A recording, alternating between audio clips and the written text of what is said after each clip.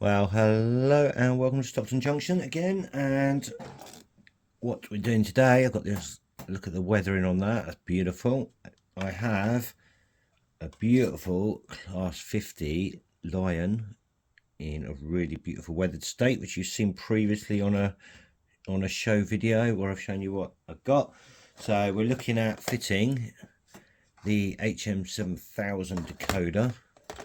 Now, obviously, I'll try and get everything in shot, but I mean, I've just test fitted in it that Bachmann chip to see if it is working, and it is working fine, so that's good news. So I'll put that aside and use that for something. And I've never fitted one of these chips before, so I'm not 100% on what I've got to do, but we have a little sugar cube speaker, and I know that this loco runs, so that's a good start. And this is the pin HM7000. Oh, didn't mean to drop that. Oh, it's going to need some be careful with that one. Now you can fit also, it's got two sockets, so I believe you can fit a stay alive. So what do we want? We've got different enclosures here for different things, so let's have a look. We've got that one. Going to see what ones fit nicely within. See, that's going to sit down too low. I don't really want this big one, but we'll see how it goes. If that fits on there, yeah, I'm going to take the tabs off and stick that down. That's going to be ideal, actually, because we don't want the tabs. I'm not going to be gluing it. So I've got my snips here somewhere. There we go. So I'm going to use this enclosure. Going to just snip the little tabs off the edge because I don't want them. Obviously, if you were removing, say, the fan, this end, you could have screwed it in there, no problem. In fact, I may very well remove the rubber band of the fan because they do often take a lot of the power from the loco, but they're actually useful. See, if you look, turning the fan moves the wheels. So if you wanted to clean the wheels, as you know, if you're doing them by hand, if you were just holding it, cleaning the wheels like this, you can actually turn the wheels using that and clean another section of wheels. So that is actually pretty handy, although they do drain some power from the loco, which is not so handy.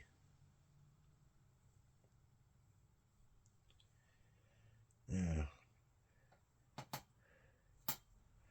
first thing I do is twist this spare wire around. They have, I don't use that obviously, and it's got a bit of metal sticking out, so what you want to do is just cut it so there's not so much metal, so it's not likely to short out on anything. It's something I always do. So that will fit quite nicely in there. I'll obviously just tape it down, and we're going to need the tape for the chip as well. So this is,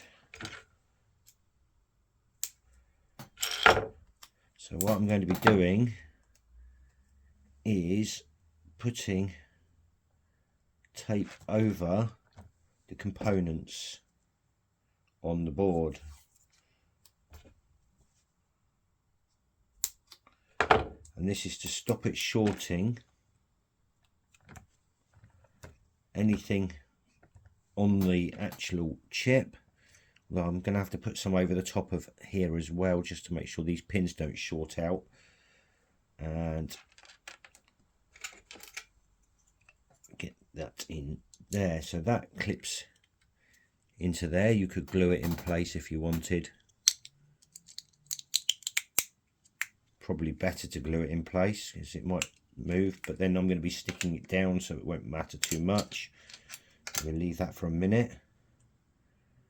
So you've got the sticky tab there, you want to stick this into there. Just peel the tab off, and we will stick it into the slot there, pushing it down firmly without damaging the wiring. And then you need to plug in the tiny little plug. Now it's hard to see, but the pins are at the top, so when we look at the plug there, you need to make sure that the pins are the right way up, and that is upwards like so, and that is done. Now we're going to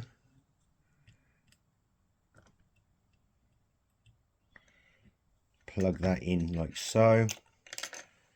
I'm just going to put another small amount of tape over the top of there. That way, when this sits on here, it's not going to short out anything on this board against any of those pins. You can use black tack now to tack it down if you want, but I'm not worried about the black tack too much. All I'm going to do now is I'm actually going to get this in first into place. I'll probably need a bigger bit of tape for that, yes.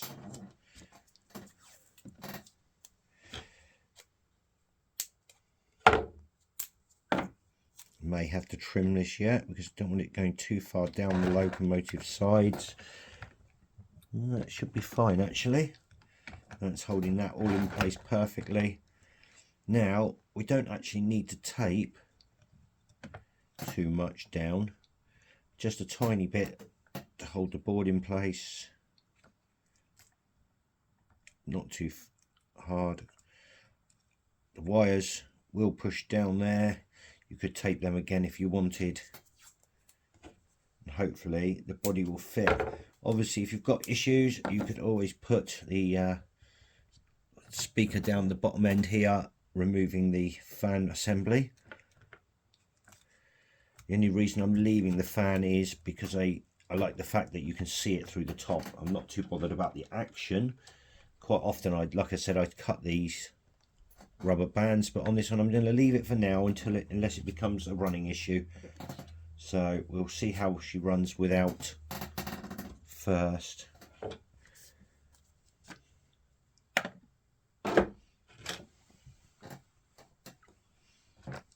And I've lost a piece of the bit for the loco because I peeled one of the pins off by mistake. One of the little sockets that go on there is on the floor. It went on the floor. It was already broken, so as I pulled it off this end, it fell off onto the floor. I did pick it up, and I think I put it here, and I think without realizing it, I think I've knocked it back on the floor again.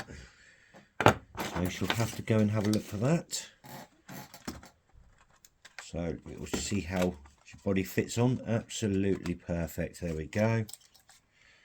Now I've already tested this, so now these little things are absolutely fiddly as anything to get in.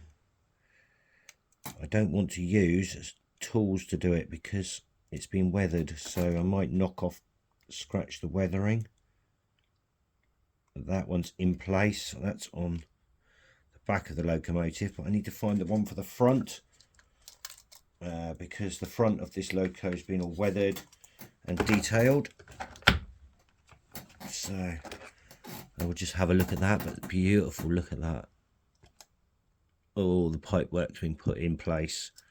That ladder needs pushing in, but yeah, I think the ladder needs sticking down a bit, but it looks great.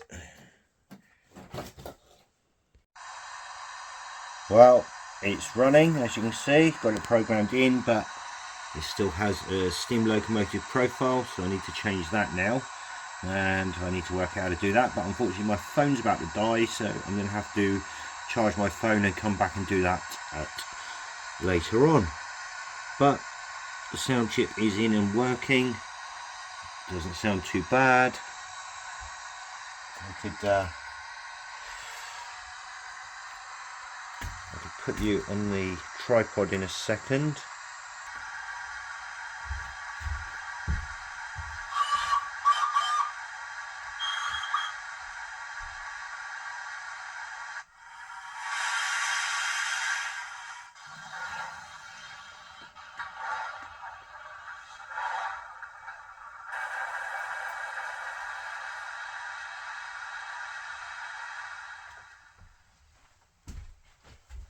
Well, it's quite odd seeing a class 50 with steam sounds, but yeah, at least it's working. So now I'll get the, like I said, get the phone charged and get the sound chip sorted next.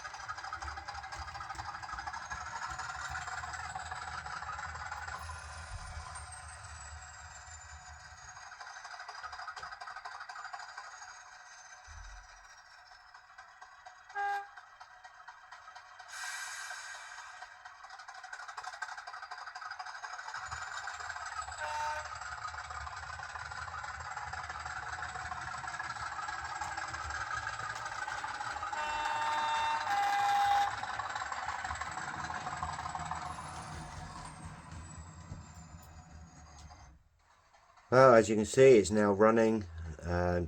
Sound profile, it's died as it went under the helix, but I've got some issues. I've got, like I said, got to take the track up there, but it's coming back. We'll leave it at that because the track under there is really dirty, so it's just shut off again. That's fine because I know I'm removing half that track, so I'm cleaning it. Yeah, sounds not too bad. I've got the 21 pin to go as well, and we've got this lovely class 47 here that needs a sound chip, so it's going to go in there and see how that comes out. I do think the sound isn't 100% great with that little Sugar Cube speaker. Probably in the future I will swap it out. I've got some iPhone speakers laying around somewhere, so I'll probably swap it over. But that's it for the video for today. Thanks for watching, and yeah, these aren't bad. It was a bit fiddly to work. Had to go onto that app, which obviously I can't film because it's on my phone as well, and you have to download sound profile, which I accidentally downloaded the wrong one because it's not really simple to follow the instructions, and as soon as I pressed the wrong thing, and it automatically started doing it before I had a chance. Would have been nice if you could have cancelled it and said no, I don't want this one, just want to change it, but no, it didn't give me the option. But got there in the end, so all good. Yeah, not too bad at all. Anyway, thanks for watching, and see you all soon. Bye for now.